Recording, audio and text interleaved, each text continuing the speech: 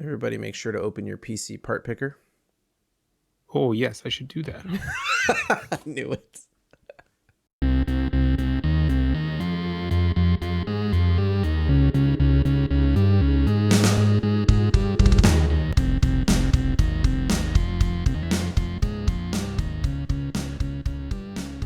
It's funny though that they're kind of the only game in town. Nobody else is around to try this, to do this, other than an Excel spreadsheet. I don't know how much fidelity does the computer building simulator on Steam have? I don't know. We all got it for free though through Epic if you logged in on the right date, so we could try it. I don't really want to. I don't know that I ever actually clicked download on it. Please tell me I'm not the one that has to try it. I am not doing that, so I have very little interest. I really do. You don't have to try it. Guess what? You don't. It's true. It's fine. It's true. And like we discussed last time, maybe do things you want to do and do things that you will mentally benefit from. And PC building game, maybe not so much for me in that category. 283? I think Sure, that's a number. It's a number. A weight is lifted, you guys. a soul either crushing, depending on your opinion, or opening. I don't know. So, but with the doors of Guff, let's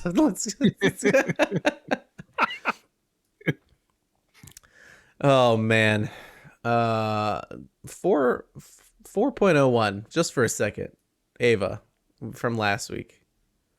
Do you mean 3.0 plus 1.01? Yeah, 4.01. He was doing the math for you, JJ. It's not the name. Is that not what the author intended? JJ, did you go with what the author intended? Oh man, we had an experience with that, Michael, real quick. Tim Rogers released his new review, his action button review for what was the game, JJ? Cyberpunk 2077. Oh, okay. Michael, it's 10 hours long. It's I heard you talking 11. about the time, but I didn't actually pick up what the game was. Now that I know it's Cyberpunk, that makes a lot of sense. It's not.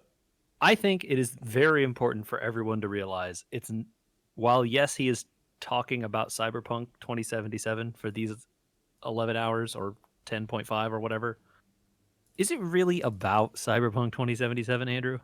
Well, I mistakenly, maybe, I don't know, it depends on your opinion, chose for my first segment. Oh, well, we didn't describe this, but no, short answer to your question, no. It very clearly is not about Cyberpunk 2077. And neither are any of his other reviews. So, like, for people that are like, this guy writes 7-hour reviews, they're solid, he talked about the game, but like solid 50% of the first reviews from this season 1 stuff were about the actual game, right? Like Tokimeki Memorial. Talks about the game.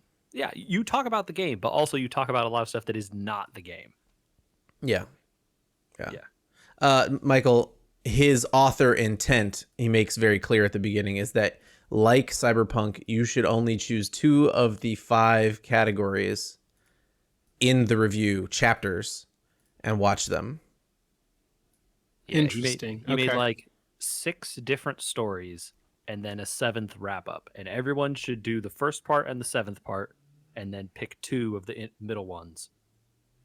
And that's how he thinks you should experience it, like the open world game that Cyberpunk is. And he tells you sort of like a 1-sentence description of the various parts, and then you're left to kind of figure it out.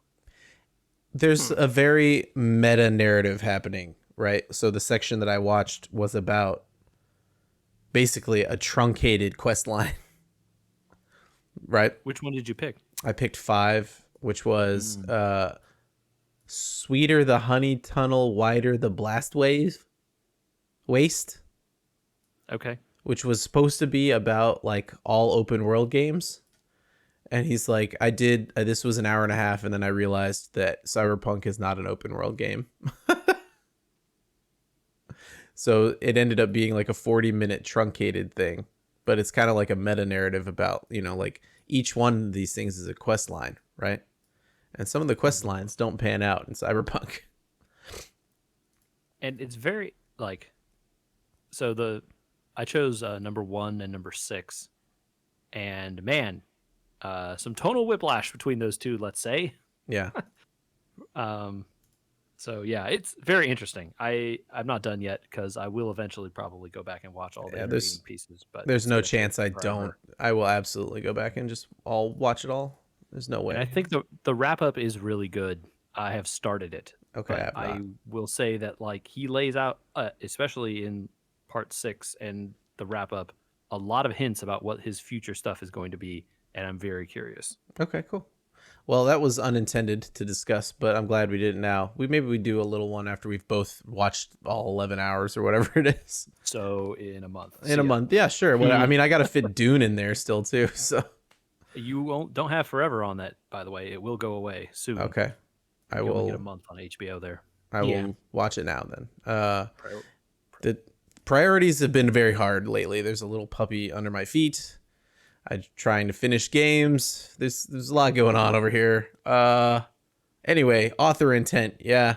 A 3.0 plus 1.01 is too much to say. 4.01 is even then maybe too much to say. I sat with Ava and our discussion about it, and I feel pretty good, but I feel like we need to get more emails about it. So, people, please, Yeah. you Let know, us know. let us know what you thought when you get through all of them. There's been one or two messages about it. So we'll build up a few more and go from there. And we'll do another episode on that, please. Because I think it merits more discussion than we could possibly ever do. Yeah. There really is just so many things going on. Yeah. Well, let's get back into the normal swing of things.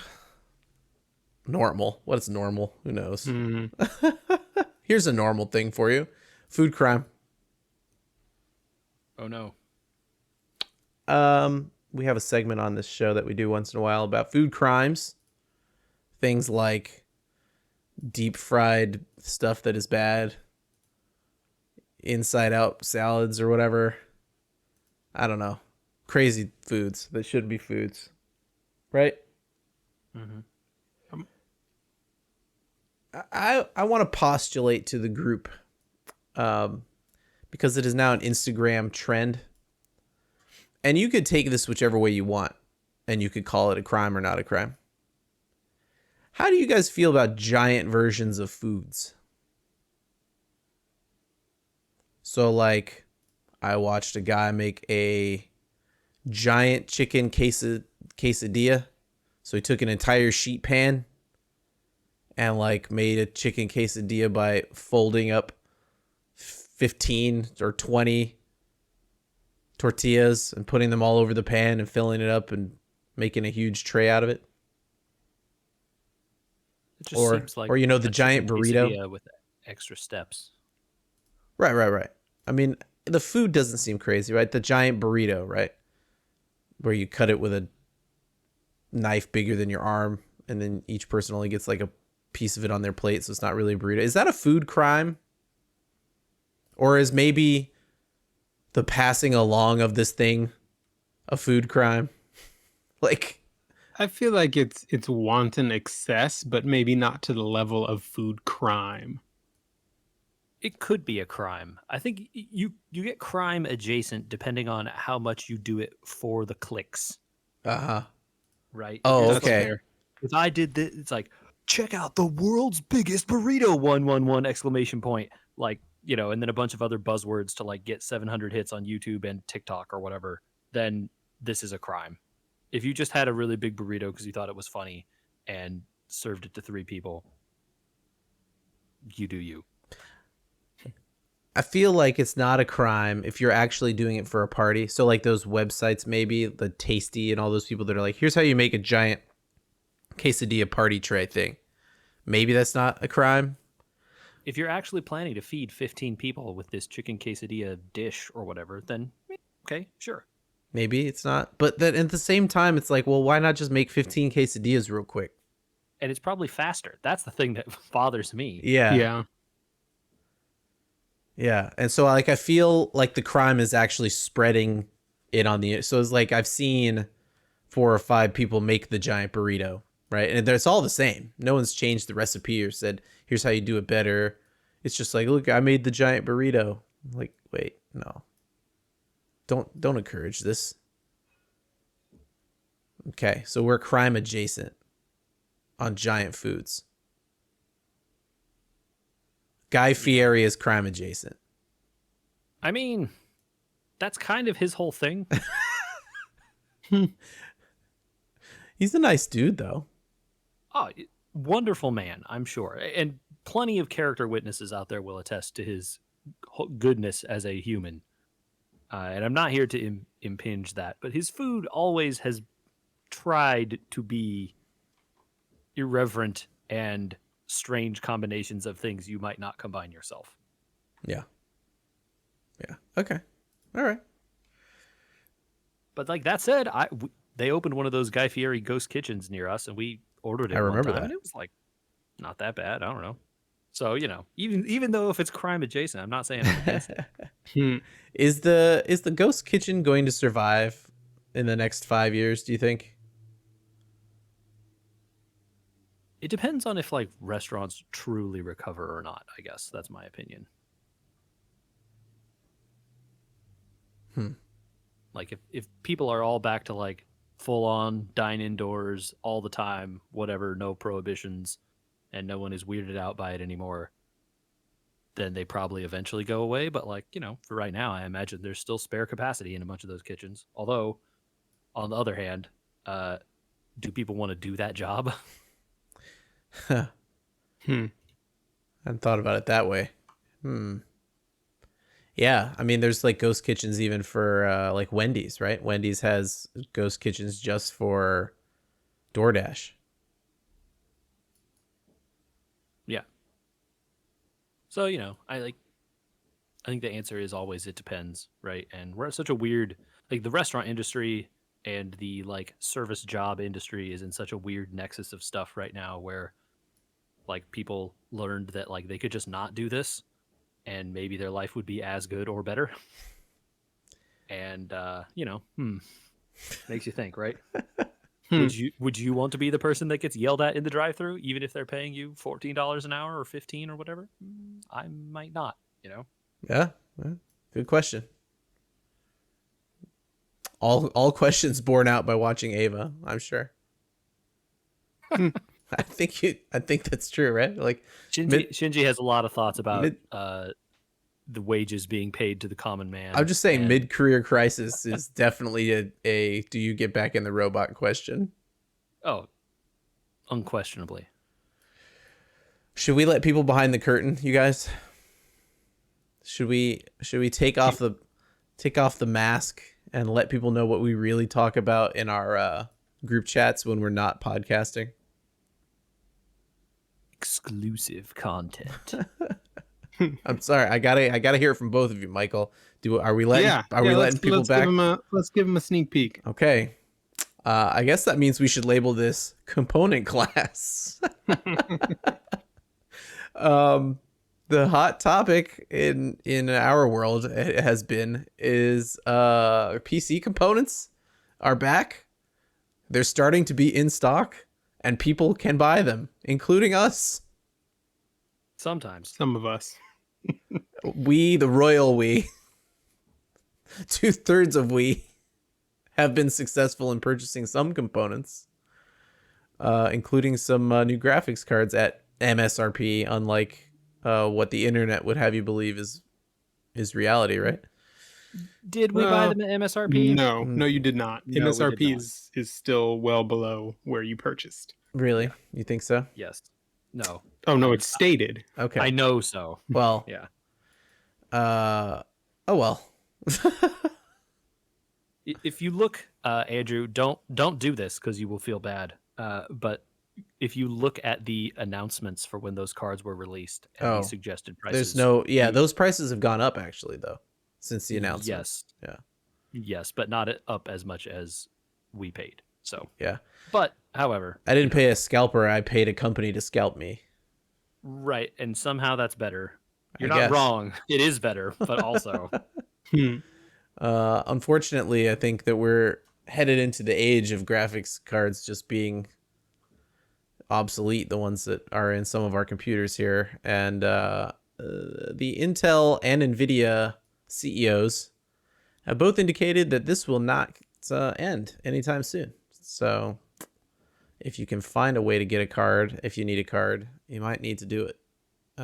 Would not try and wait it out. Anyway, this inspired some chat that I think we should chat about because, guys, I've been staring at computer parts for like days. I've run into an issue to start with, and this could get us rolling. okay. That 3080 is a PCI Gen 4 card. Sure is. This motherboard only supports Gen 3.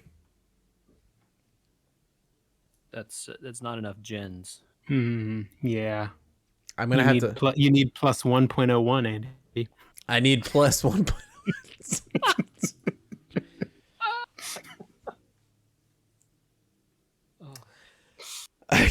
I'm just going to clock out now. I don't... This is not worth Good night, everybody. It's not worth $15 an hour. Oh, so good. That's pretty good. Oh my god. It's not enough. It's not enough. I mean, the throughput I think on Gen 3 is 128 gigabits per second. Gen 4 is double that, so 256. And Gen 5 coming on the new boards with Z6 series boards, I guess, or at 6 series boards in general, is half a terabyte throughput on PCI-E. So, woof, things are moving fast. The law of doubles, right? What is that called? It used to be called Moore's Law, but since has kind of not been a thing for a long time now. So It's kind of dead in general, right? the idea was originally the number of transistors on a chip would double, and then they kind of hit some walls related to power, and then they fixed some stuff, and then hit new walls related to multi-threading, and they since kind of gave up. Fair point. So, the world is a scary place because we're about to enter a whole new generation of chips. I think Intel is entering the 12th gen and Ryzen is entering their 600 or 6000 series. Or maybe wrong about that. I think that's right. I think it's right. I don't think they've officially announced what they're going to call them, but that's widely expected to be what the numbering will be. Yes. Yeah. Have you guys done some research on the next gen of stuff that's coming other than what I just said, which is PCIe 5 is coming with that craziness? The problem is that there's very little information out there about actual real world, like, because that stuff isn't out yet, right? The Intel, wow. The Intel. Intel announced a bunch of stuff and like, hey, look at these cool benchmarks. Our thing is so good. Except you're like, but you picked like 3 things. I want to see all the other things, and then also how it compares to the other things that are already on the market, which you notably did not do. Well, I like that they didn't even answer, what RAM did you test this with? Or a bunch of other things, right? Yeah. And AMD just hasn't even shown anything other than Yeah. their, like, some vague numbers and expected prices, and you're just like, well, that I know nothing now. This could be anything. It's it's a weird world, right? These things are launching in this week. Supposedly. I think the 12900 these Intel chips you're talking the about? Intel chips, DDR5, all the Intel boards, they should be launching let's see. So this will air on the 3rd, 11/3/2021. 11/4/2021 is when Newegg has the list for all these items going live.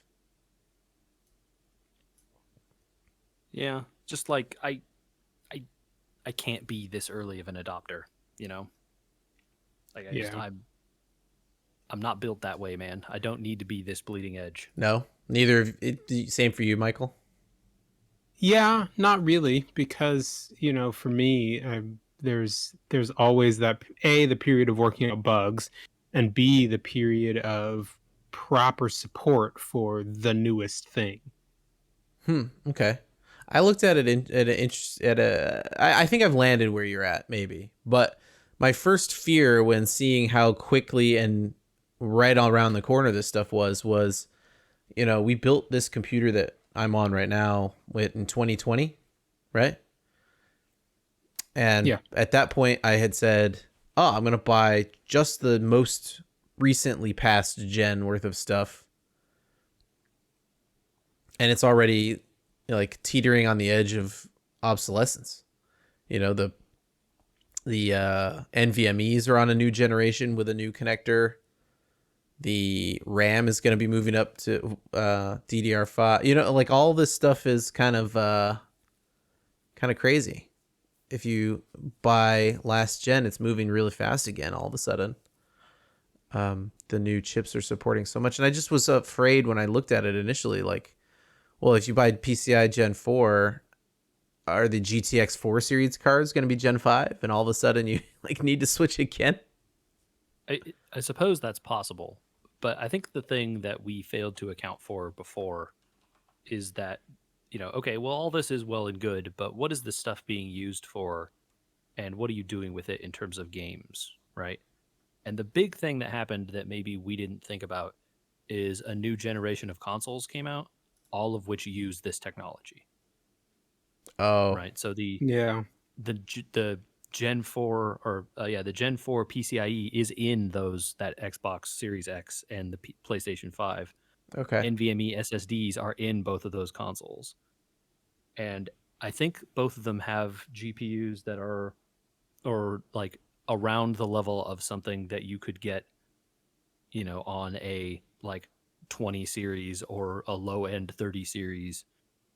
Please correct me if I'm wrong about that. Probably, I don't know like what the exact specs are, and they're not the same because they're custom made and all this kind of stuff. But like in terms of the performance level, right? Like a 2080 or 2090 Ti, and then or like a 3070 or something like that. That's kind of where they're at in terms of the console performance. And I think 8 gigabytes of video memory.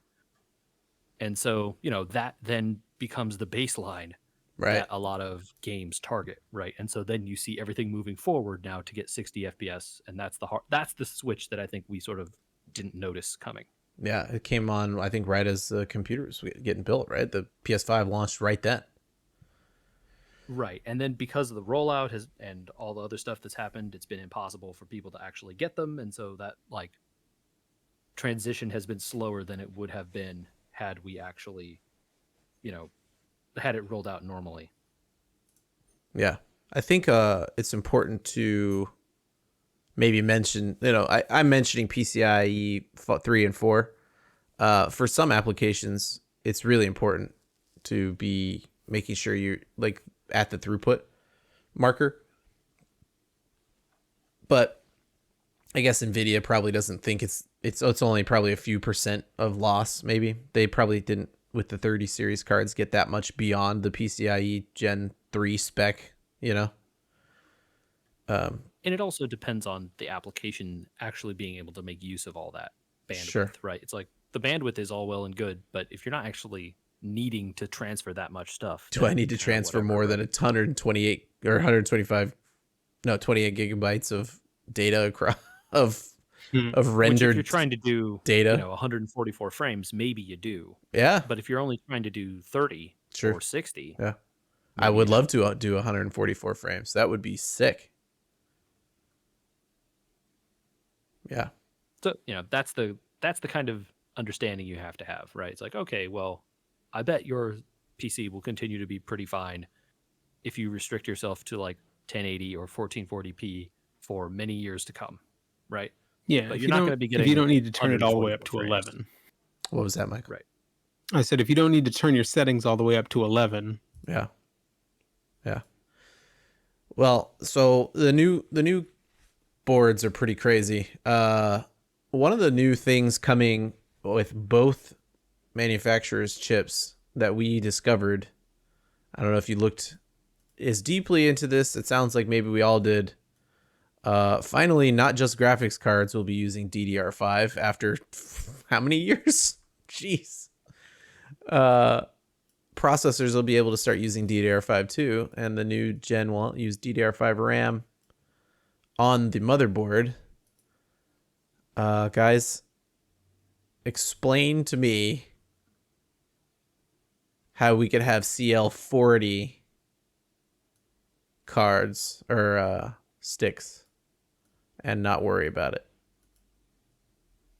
So this one is surprisingly easy, right? Andrew, when he says CL, is talking about the cast latency, which is a column address latency.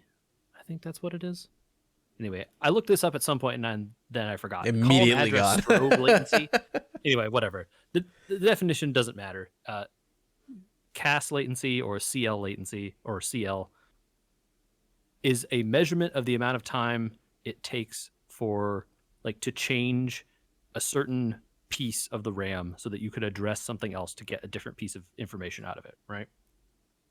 Yeah. Do you know what's more important than that? Megahertz. The latency is all well and good. Yeah, exactly. Megahertz. So if you're going to buy RAM, here's what you do. Find your motherboard, find the maximum allowed speed you can get on the motherboard, and get RAM of that speed, right? That is worth way more than any amount of change in the cast timing or latency. I guess we should explain megahertz is like throughput, right? Megahertz means how much data can it chunk through at one time before it has to be switched over. And if you can chunk through way more data at a time before you have to switch over, it kind of doesn't matter how much the latency is. Right. And so if you get RAM that is choose a common 1600, right, is relatively slow but available speed. What year is this? Right? 1600. I don't know. Whatever. 1995. The point is, it's a speed that's out there, right? If you have RAM that is 1600 speed, you will notice a much bigger improvement by going to 3200 speed than you will by getting 1600 speed RAM with a cast latency of 9 instead of a cast latency of 20, right? Those differences, the cast latency differences are very small and don't matter at all in comparison to the speed. Literal nanoseconds, right? Yeah, and that isn't going to give you more frames. If you're talking about between two pieces of RAM, one has lower cast latencies than the other one, and they're the same price, sure, get the one with the lower latency. Why not? But it's going to be a constant comparison, right? Your budget is going to have to fight for all of these things. And if you're going to fight for stuff, pick the faster RAM before you pick the lower latency RAM. Yeah, every time. It was kind of a shock, though. I don't know if you were. Did anybody look into DDR5 RAM? First of all, you can't buy it yet. It comes out along with all this other stuff. Interesting story. Cast latency has increased with every version of DDR RAM. No kidding. If you go back to DDR3, you can get RAM with cast latency of 7, 5. And I have 14 or 16 in this computer now. DDR4 RAM, you're in the 12 to 16 to 20 something plus range, right? And DDR5 is looking like 40 or more. Yeah, so it's mathematical and you can kind of predict it unless there's some sort of breakthrough with how it works with DDR5, right? And there will probably be overclocked RAM and stuff that will come out later, which allows them to get a little lower and a little better, or they invented a new chip that's 2% faster over here, so they can say 38 and that kind of stuff. Do you see the maximum speed now? That's a lot. Yeah, non-overclocked, Michael. What do you think it is? Trying to think. What are we? Just plug and play on the board with an Intel chip. Not regular ATX board, not micro, because sometimes the micros can only handle certain speeds. Yeah.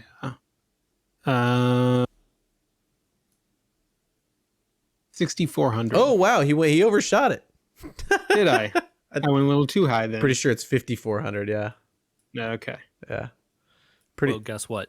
If they were able to get to 3200 on DDR4, pretty safe bet they will eventually get to 6400. Well, so 54 is the stock amount. They're already talking about overclocking up to 10,000. Yeah, right. Ooh, Why not? Yeah. okay. Yeah. Yeah. Well, you mentioned budgets, JJ. So I think, like if people want to read the news, it's fascinating to go through the Intel numbers on their new chip, right? And be like, yeah, it's 20% faster at everything. Okay, well, I believe you. Than the most recent Intel processors, Yeah. right? It's like, okay, well, that's good, Yeah. theoretically. I mean, it makes you feel like, oh, maybe I should wait. And I'll discuss when it's my turn. But like, part of me is like, maybe I should wait. I don't know. But then, yeah, it's going to be extremely expensive to build one of those new computers.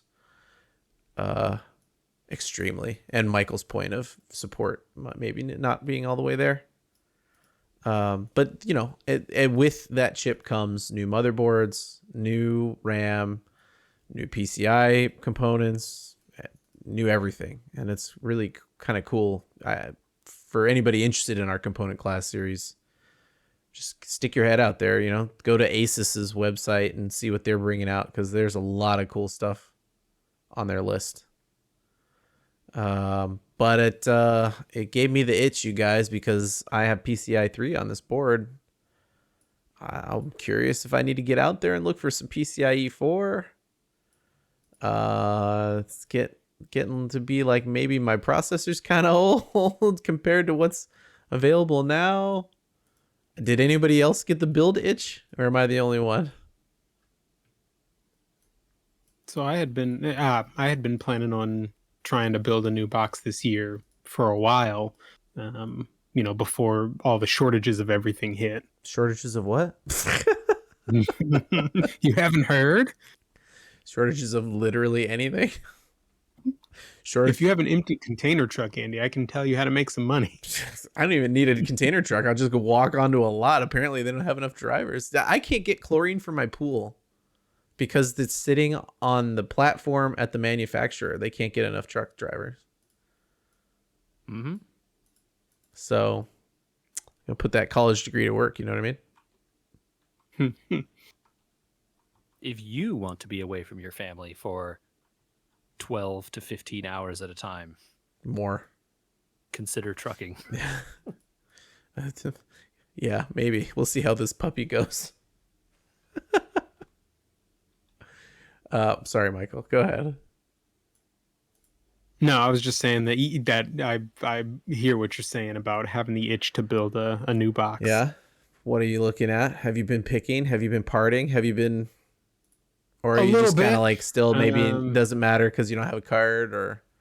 Yeah, I don't have a card, but I've been sort of picking at a few parts here. The Ryzen 5 5600 for the CPU. Oh, okay. Considered currently the like best gaming one out there. Yes. More cores is sort of unnecessary. It's the Ryzen 5, right? Ryzen 5 600. Yeah. Yeah. That's considered like one of the better ones in theory. Especially as JJ said, for gaming. Like if that's what you're intending to build to build for, then anything else beyond that is going to be a little excessive. Really?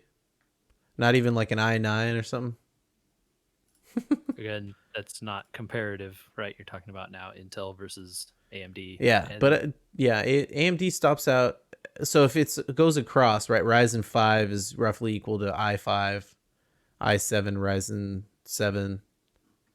They name each other across the way. Kind of. Yeah, they each kind of have an analog on the other side of the fence. Okay. But if you look at the benchmarks, the Ryzen 5600 outperforms its Intel counterparts, and for the price especially. Yeah, that's the real thing, is that not only are the Ryzen versions of their Intel counterparts currently less expensive, they are generally less expensive. Yeah. They are also better, more performant for the price. Sure. And so at that point, you're just like, well, if you're rebuilding from scratch, why wouldn't you get one? They're cheaper and they perform better. Sure. For what I want. Yeah. Yeah. Winning all around. I mean, I'm looking at a chart right now. Average frame per second on, let's see, 1440p, you're looking at a bunch of 9 series processors and then the Ryzen 5. Right? Yeah. So you're 500, 500, 500, 500, 500, 450, Ryzen 5 300. And so it's like, okay, yeah, you could get that $450 one, right? Yeah, and you're Or you talking could spend about for those $500 or $600 ones, or even the $700 one at the very top, right? right, and you're talking But about why? let's see, 9 series is at like 160, and that Ryzen 5 is at 155, 5 frames per second. Michael, you're making me change my ideas around all over the place here, my man. What are you doing? I'm making you think. That's That's the the whole point point of of this component podcast, class, right? Yeah, yeah, you did it. It's over. I'm starting a new build right now. Oh man, and do people? I mean, they've become the kind of the go-to, right? This generation.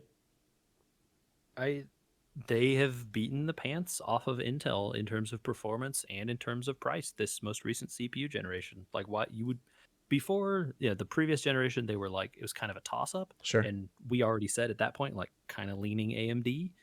And then now like I think you would be a fool to not get it at the current, ones. And again, Intel could release these new ones this year and then it'll just be like LOL, just kidding, back to Intel, right? Right.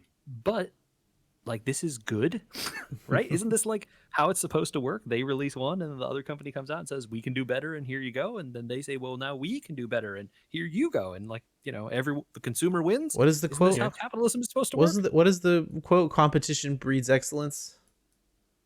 Right. I don't remember. Iron sharpens iron. There you go. There you go. But yeah, the 6000 generation of Ryzen's is rumored to be just around the corner too. Yeah. So Intel's move this year, and then AMD will counterpunch next year.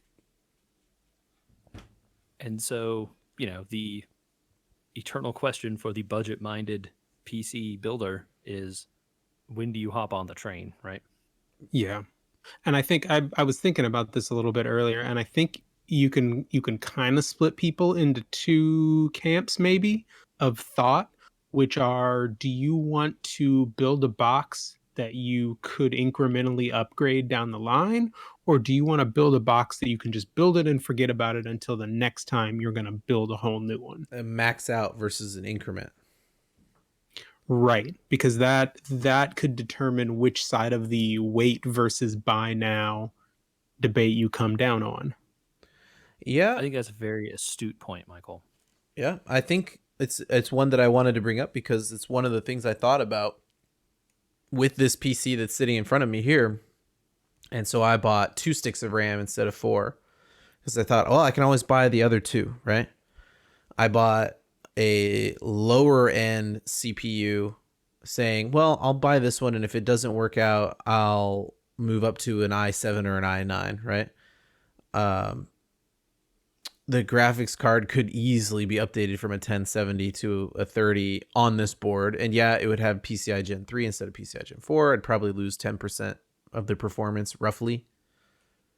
Due to the but it would work. It would absolutely work. It's just PCI gens also provide more power through the board. My power supply is technically not strong enough, no matter what I do in here at this point in time. This new generation of cards sucks a lot of power, you guys. Also worth noting, the AMD CPUs use less power than their Intel counterparts currently, and I believe that's expected to continue. So the new Intel ones, which they pointedly did not mention the power draw, are expected to still be higher than the current gen AMD ones. Yeah. So the real question here becomes, am I at the place where, with Gen 5 coming, I should stick with the computer that I have and just sort of incrementally update it? Or do we think that the 9 series CPUs, like I think it's a 9700 that I could upgrade to, or a 9900, right? Wait, are you talking about the new Intel ones that are No. This is the board that I'm sitting on right now. Oh, the one you currently have. Right. Will hold up to a 3080 or get bottlenecked, right? It's not. I can't overclock on the board. Unfortunately, they didn't. They gave me a deal on an H series versus a Z series. I think we talk about this, how to make sure that your board, if you want to overclock, you need to make sure to get a board that can.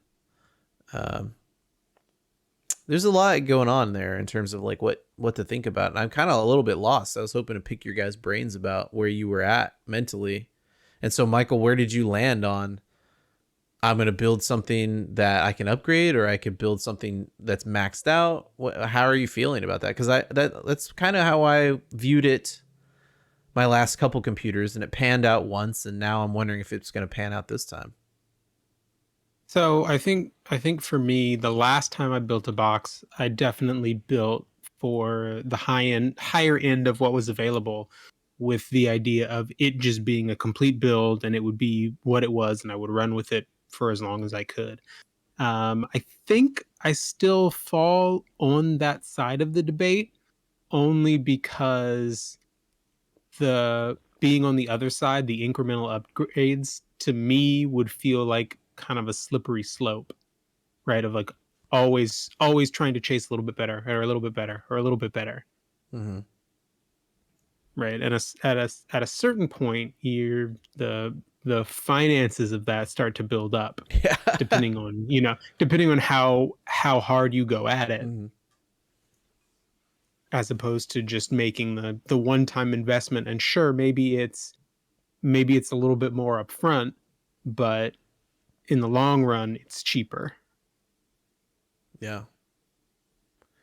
Well, And I think it JJ. is important in this discussion to always say that, like, hey, if you want to stick it out, like, you can. You just have to be willing to accept lesser performance for a while going forward, right? Sure. And you definitely can do that. J- Sorry, go ahead, oh, I Andrew. was just gonna say I don't. We haven't heard yet if you got the build itch, and I would hope you did, considering that you are Yeah. also the holder of a card.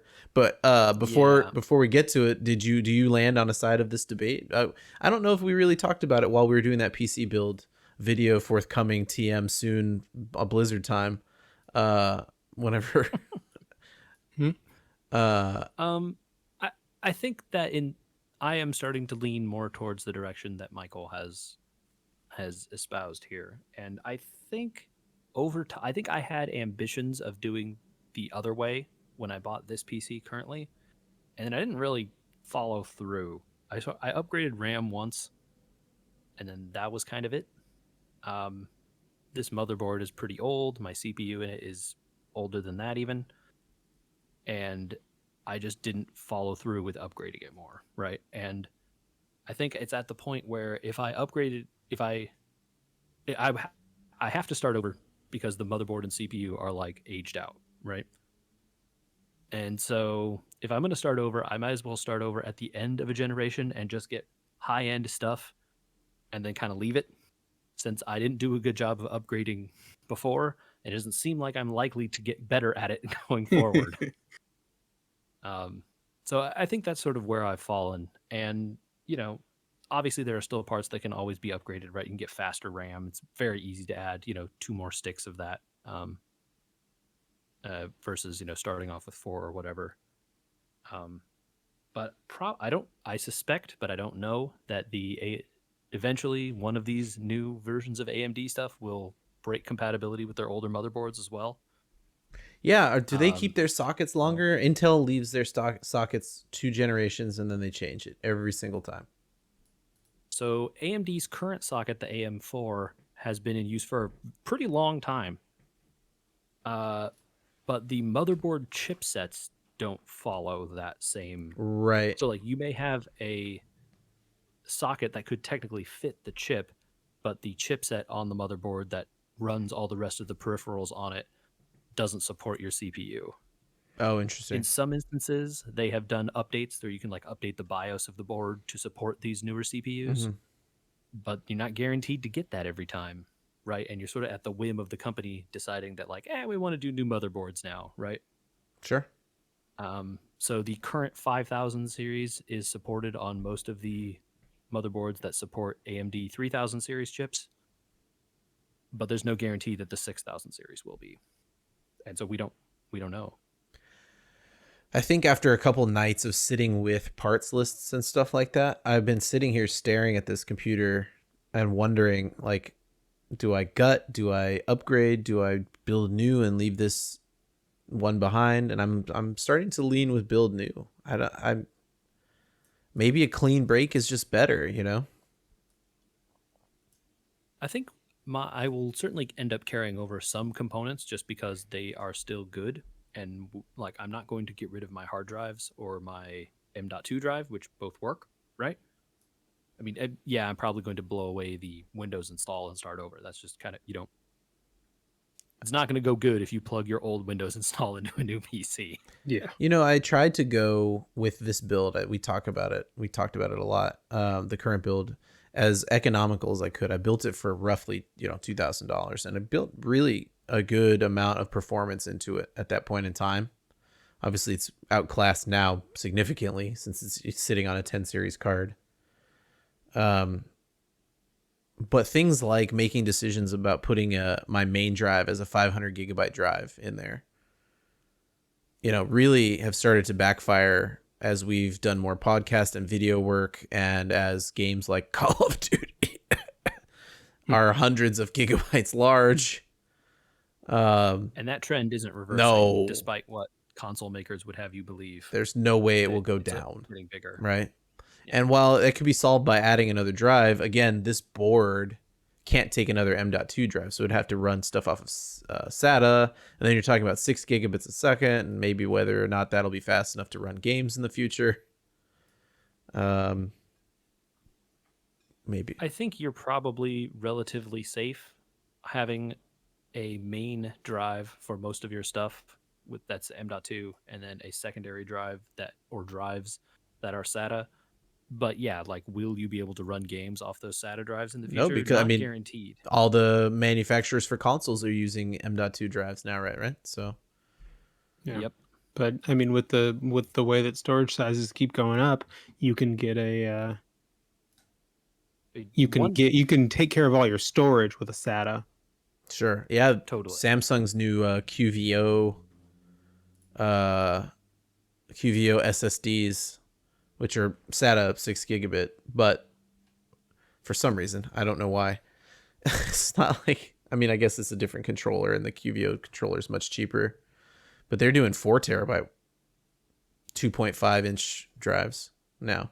I mean, 6 gigabit is kind of what you get with SATA. There's no no, I know faster. No, I'm saying why not take like, that and put it on an M.2 chip? I don't know.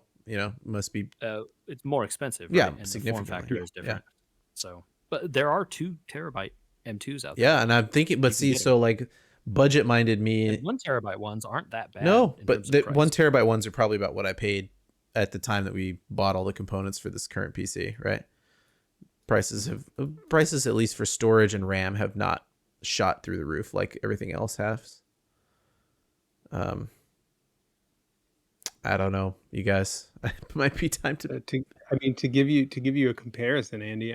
The parts list that I have here has a main and a primary storage on it. The primary is an NVMe M2 2 terabyte. It's $240. The backup is a 1 terabyte 2.5. It's $230. So, but you just get the Samsung 870 QVO. You're paying too much for per terabyte, because those are 180. Yeah. Dollar per gigabyte storage has never been cheaper, right? You can still get spinning plate hard drives, and you can get like 5 terabytes and 10 terabytes in those things, and they are dirt cheap. Yeah, I'm done with spinning plates. Too noisy. I'm trying to build the quietest computer I can. So, that's also something to consider, right? That if you have other desires that, don't align out of most FPS, you may have to make some changes. Yeah. Right. Yeah. Well, does anybody have specific things they want to talk about in their research they've come across for building? I've come across quite a bit of interesting things looking at parts. I think it surprised me a lot as I've been researching the AMD chips to learn that they don't come with CPU coolers. Intel's cutting their coolers in 12th Gen 2. Oh, interesting. Because that was always something that whenever, to be fair, I've only bought Intel chips when I've built before. but they always came with a cooler. And like my impression was always that unless you were like really trying to overclock it a ton, the stock Intel cooler was perfectly acceptable. Yeah, or if you wanted something quieter. Right. And so I've never bothered to buy an aftermarket CPU cooler because why? The Intel one was fine.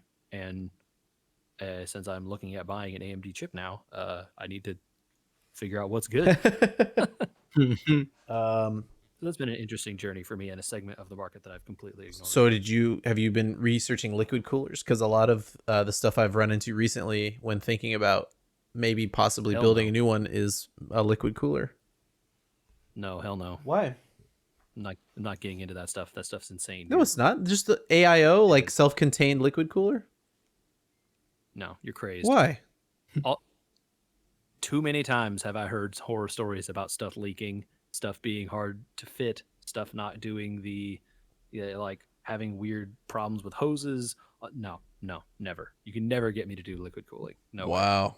I put one on this I've computer. seen people ruin thousands of dollars of computer parts by doing liquid cooling wrong and just like dumping mineral oil all over their board and stuff. It's horrible. Oh. Well, this one, they're pretty self-contained these days. You're not supposed to mess with them. I mean, good. No one should be messing with them because if you spill the liquid on your computer parts, you're screwed. Yeah. Wow. But yeah, I've been looking at a lot of Noctua and their like CPU Bud. cooling solutions, which are known for being I quiet love my and Noctua very fans. minimal design. I love them. They are such good fans. They are so quiet. I have 4 Noctua fans in here right now, and they're the only things in here. I'm like, if I got rid of this, I have to rip those out.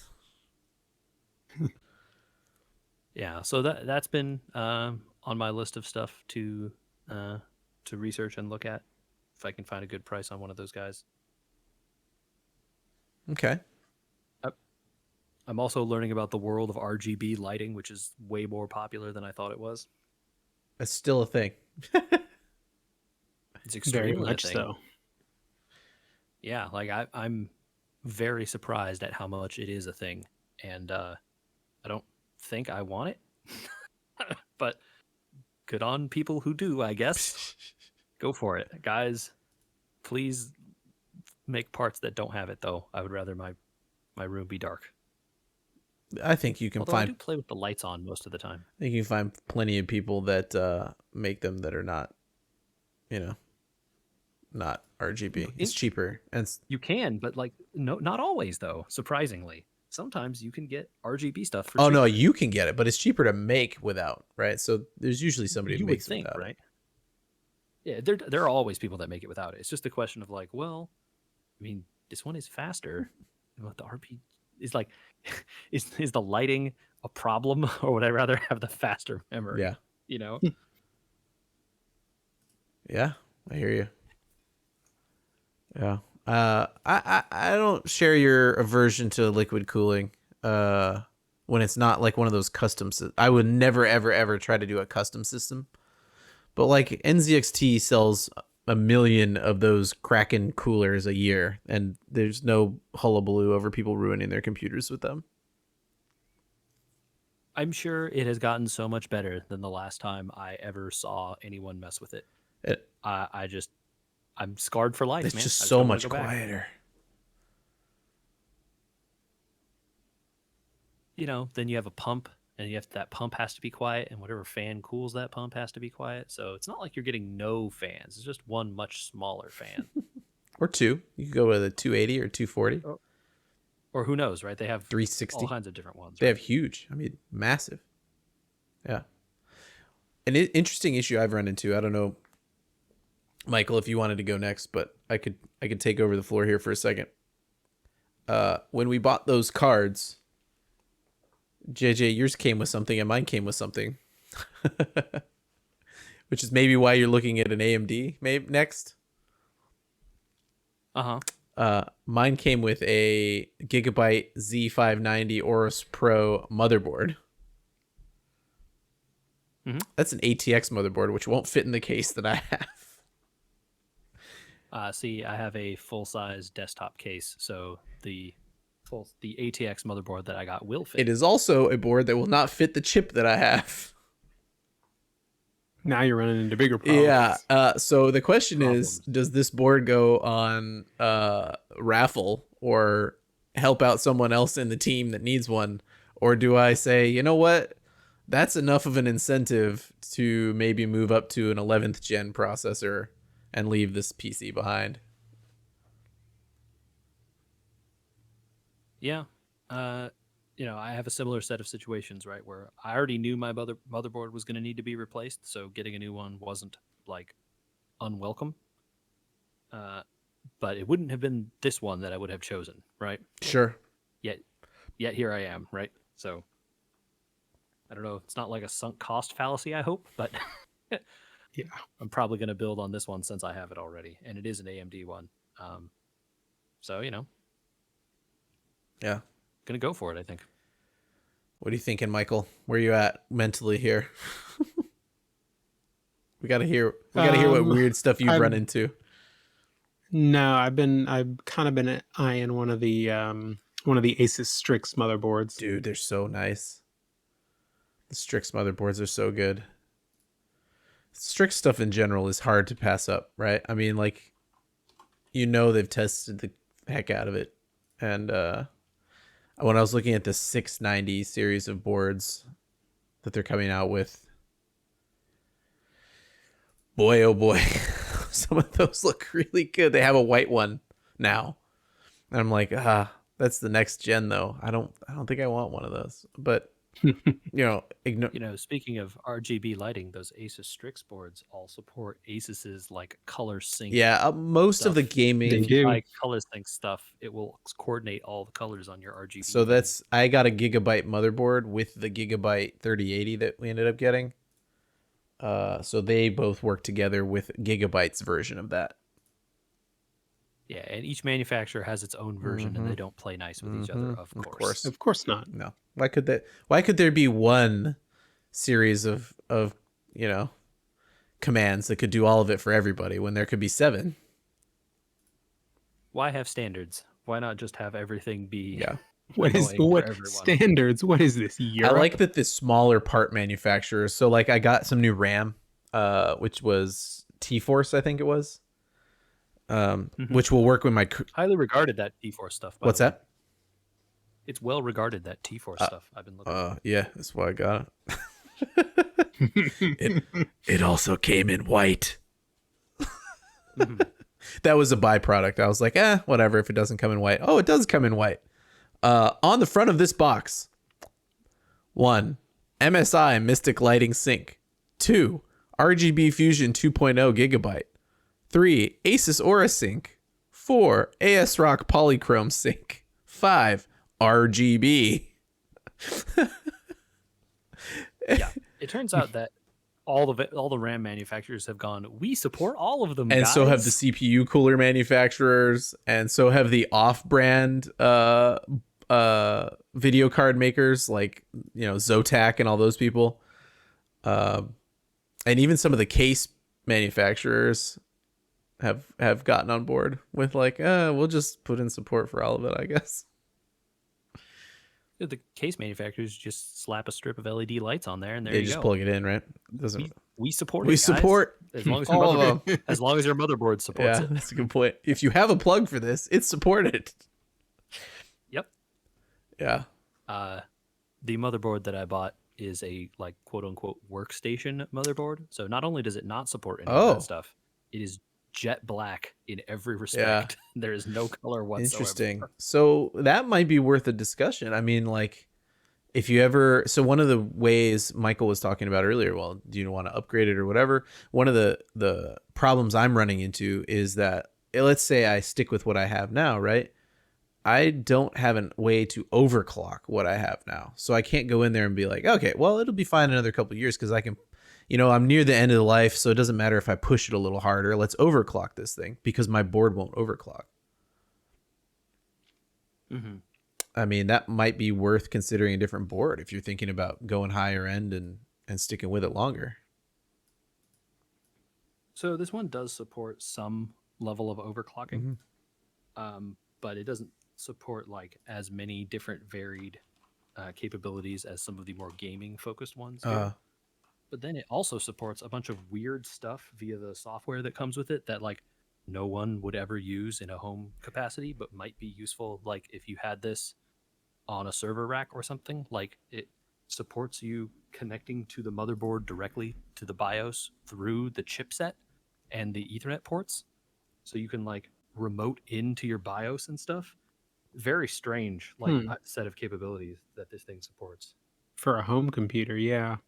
Yeah. And it has 2 full PCIe 4.0 lanes, which is very rare. So like I could run in theory SLI cards here on this, but like why? Why would you ever do that? I feel like those like SLI is always a scam for all of the various things. That's whatever the AMD version of is a scam too. Just like don't get 2 video cards. Just get one, I think get a better one. There later. was a purpose for it in 1998, maybe, 2001. Like always having the biggest and best of a certain generation is, I guess, something. But at this point, you should just wait 2 years and buy one that's double the power, or 1.5 times as good as the 2 that you have. Yeah. I really am left kind of like wondering. I'm staring at parts list. I have a parts list for keeping the computer. I've got 3 different ones. I've got keeping the computer I've got, right? And just slapping the new card in it with a new set of sticks of RAM and some more, a little higher maybe CPU and a new power supply. And then there's upgrading with the board, because the board is ATX, which means I'd need a new case. And that's basically a brand new build. I'm not bringing anything across at that point, right? And then there's something in the middle, which is like, well, if I just get a different motherboard and a new processor, then I'm saving the case and a few other parts in here, maybe. Yeah, it's kind of like there's 3 roads to go on, and none of them feel very good. I'm kind of like in a lurch here. Yeah, I mean, I'm with you where that I have to upgrade the power supply because the one I have isn't going to cut it. And I have this new motherboard, and my old one needs to be upgraded anyway. So I sort of, but I really like this case, and I like this hard drive and the set, the storage options that I have. So I don't think I'm going to completely rebuild, but I'm, You're gutting. I feel like once you replace the motherboard and the CPU, you're kind of rebuilding, right? I'd call yours a gutting, right? Like my middle of the road option that I'm looking at is a gutting, where I just rip everything out. I sell off this larger motherboard and go with a smaller one, but I'm still gutting everything out to go to PCIe 4 and get up to an 11th gen to kind of keep the fastest thing that exists now, maybe, as things start to go on sale, as 12th gen comes out here. Who knows? Who knows? Do we think things are going to go on sale as maybe our last piece? Michael, you've got a good barometer for this type of stuff. You're always on top of it with what Micro Center and all these other people are going to hit us with. Yeah, I'm trying to think. What have I seen recently? The RAM prices for one recently have been relatively good, and I've seen a lot of stuff on sale where for a long time there we weren't seeing anything in the way of RAM sales. I think we talked about that on a previous episode. Yeah. But yeah, we touched on it a little bit, but hard drive, like the price of hard drives has never been better. Oh, it's I mean, it's terrible, but it's also so good. Yeah. I mean, you can get terabyte solid state drives for. Yeah. Especially if you're not brand specific. Songs, man. Oh yeah. Yeah, you can get them for a song if you want. Yeah. But yeah, I mean, in general, just the same advice. Look out for like Black Friday, Cyber Monday coming up. As always, right? Like keep your ear to the ground on that one. Yeah. All right. Well, we managed to do all of one topic tonight, which is, I think, I'm glad I got a lot of it off my chest, because now you know what I've been going through privately. I've only been sending some of it to the chat, But the component class was needed. There's so much that has all of a sudden just whipped into existence in the last. It felt like 2 years of factory shutdowns and slowdowns for imports and all this stuff, and all of a sudden the manufacturers are still like, you know what? There's new stuff here, and it's way different, even though it may not feel different. And that sparked a little bit of FOMO, huh? At least on my part. Anyway. I think, these series of cards have been a pretty big turning point compared with the previous ones, these 30 series NVIDIA cards. So I think it's likely that the 40 series will be less of a huge jump. Not that they won't be better. They will be, because that's how this stuff works. But the jump from 30 to 40 will be a lot smaller than from 20 to 30. My guess. But again, who knows? That's generally how it goes, right? And whenever these are announced, I haven't seen any announcement for the 40 series cards, but if you've seen announcements for the 40 series cards that we missed, you can send those to podcast@wewergamers.com. We will also be on the hunt for that information, so please forward it our way. We will also be on social media at We Were Gamers on Facebook, Instagram, and YouTube. Check us out on all of those.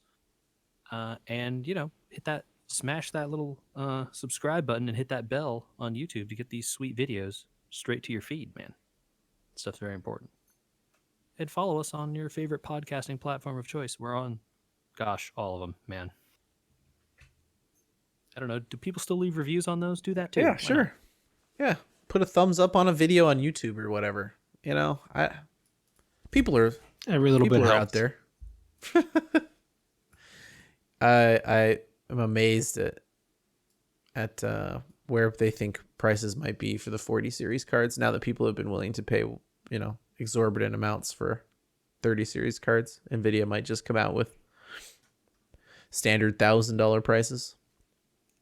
The latest rumor mongering is that NVIDIA is going to cut down production of their 30 series cards to keep the prices high. So don't get excited for that. Which is part of why NVIDIA and Intel CEOs did not see an end in sight to these problems. It's not a problem for them, right? They're selling everything as fast as they're- they can make it. That's not a If they problem. sell what they are making, they're making a little less and their margins are significantly higher. What's the problem? Yeah. Thanks, capitalism. Man, we should talk about games next time. Us? Games? No. Never again. We just commit to never talking I about wonder games how again on the how long podcast. we could go Don't before say the anything. emails start to be like, so We Were Gamers is a really true title, huh?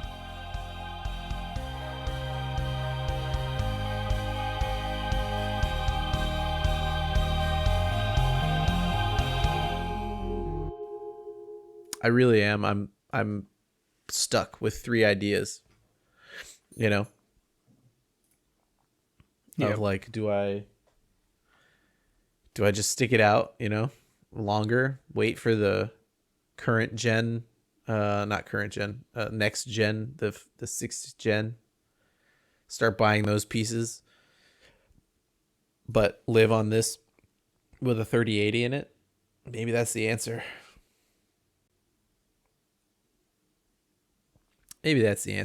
Yeah. I think that might be it. I don't know. What does that look like? Let's see. Edit parts list. Save that. Is that really what's in there? An 8500K? No wonder it's so slow. Just kidding. What is that now? What the current CPU is in my computer.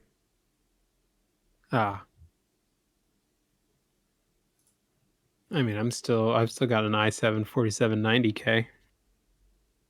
47? Yeah. 4? You're on a 4 series card? Or 4 series? Yeah. Core? That can't be right. You're on an i7 4790. 4790K. Did you overclock it? It's no, I didn't. It's 7 years old at this point though, so back then. Good God. 8 megabytes of cache. Yeah. The cache hasn't gone up that much. Although with the next gen, they're going to go up to a huge amount to like 32 megabit caches. Dear Lord. That's an old processor. Yeah, but it's been fine for Yeah. me. We got to change out this memory. T-Force Extreme. Pretty lost about what is the right thing to do. Because There's just so many directions. Yeah, you could there's go. every avenue, right? There's every avenue of which direction I could go. I could start a rebuild with this Gigabyte, because the Gigabyte card matches the Gigabyte board, Yep. and they'll all work together really nice, I'm sure. Or I could pull the processor. We didn't even talk about, but I was wondering, JJ might have to answer this one, or maybe you know the answer. How much stuff can I change out before Windows is like, Oh, I haven't looked. So I haven't looked into what the limits on Windows 11 are. Oh, what do you mean? Well, when I built this machine, I had to keep in mind that it was going to be built with Windows 8, and that was right on the cusp of 10 coming out. So while Windows 8 only supported X level, Windows 10 might support Y. Mm-hmm. Right? So there was a well, can I get away with, if I go the route of putting something into the computer more than what Windows 8 could access, but I'm just waiting till Windows 10 comes along and then can access it, is that worth it? Mm-hmm. And I haven't looked into whether or not that there is that kind of a jump from 10 to 11. Right. I mean, I remember it was more likely in the past. Maybe that's not a thing anymore. I'll put it in the chat. But there was always the like, oh, if you change your processor and your hard drive and this thing and that thing all at the same time, Windows would be like, nope, this isn't a real computer anymore, and I don't want to work. And it'll tell you like you need to get a new Yeah. license because you're on a new computer, and even though it's not true, right? And it's getting to the point too where, if you do a little bit of homework, you almost can't go wrong with any way you If you do a little choose. bit of homework, there's too many options, right? Yeah. Like just going like, well, if I move to a new case, I need a new liquid cooler, because like if I move to a new case, then I might as well sell off this entire computer right here as like a whole unit and just be like, here, enjoy this gaming computer for X amount of dollars. But I guess that's an option I could do. Yeah. I hadn't thought about that option. I don't know if it'd be better to part out parts than sell. It'd probably be better to part out parts, huh? Yeah. People would be more likely to buy parts than a whole PC online. Yeah. I think it would be easier. Shipping a whole PC is a pain anyway. No, that too. Yep. It's broken. I'm sure it is. Mm-hmm. This computer doesn't look terrible either. I need to update or upgrade the main drive or add another drive because I am out of space.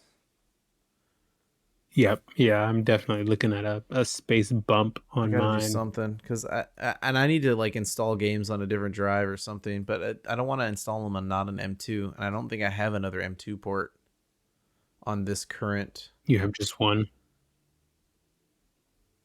Yeah, I think it's just one M2 on this little board. I guess I could always change out. Nobody makes these boards anymore. I looked into it, like the Z390. I can't replace with that. What is that? Who's got what is? That's a B560. That's not helpful. Yeah, nobody's got Z390 boards anymore. Mm-hmm. They're all used or they're the same price as the board that's over here. Right. You know, well, if I already have a board over here for free, so why pay Yeah. for another board? I don't know. It's put me in a very awkward spot. I feel like, personally, I kind of envy you guys and the we're just starting over, right?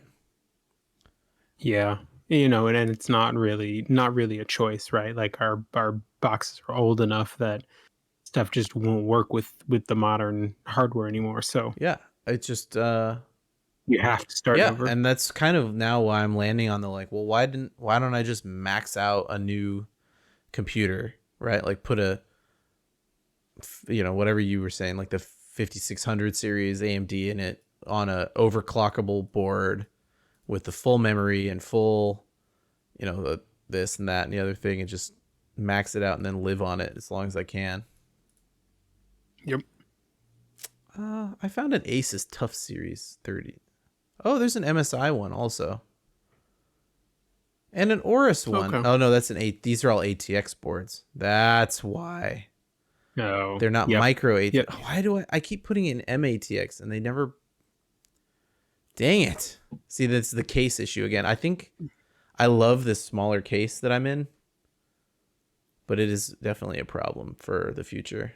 It's limiting It in is some limiting, ways, yeah. definitely. I noticed I was researching newer motherboards. So like I think the Z590, right, is the current gen Intel board.